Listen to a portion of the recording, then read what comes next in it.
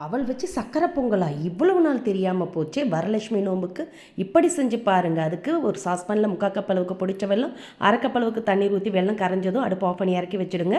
இப்போ இன்னொரு வானலில் 1/4 கப் அளவுக்கு பாசிப்பருப்பை நல்லா அலசி எடுத்துகிட்டு வந்து வறுத்துட்டு இதில் 2 கப் அளவுக்கு தண்ணீர் ஊற்றி கலந்து அப்படியே மூடி வச்சுடுங்க. இன்னொரு மிக்சிங் பவுலில் 1 கப் அளவுக்கு அவள் லேசான அவள் தான் சேர்த்துருக்கு. அதில் 2 முறை தண்ணீர் ஊற்றி அலசிட்டு தண்ணீர் இல்லாத அளவுக்கு ஒட்டை வடியை விட்டு எடுத்துகிட்டு வந்துடுங்க. அதில் இருக்க ஈரமே ஊறிடும். இப்போ பாசிப்பருப்பு ஒரு 2 நிமிஷம் வந்ததில் நல்லா சாஃப்டாக வெந்திருக்கு.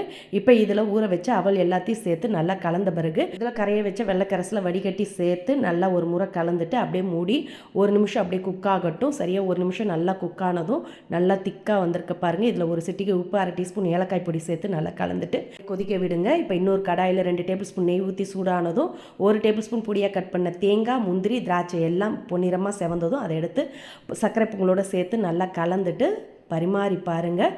நல்லா சூப்பராக வாயில் வச்சதுமே கரைஞ்சிடும்.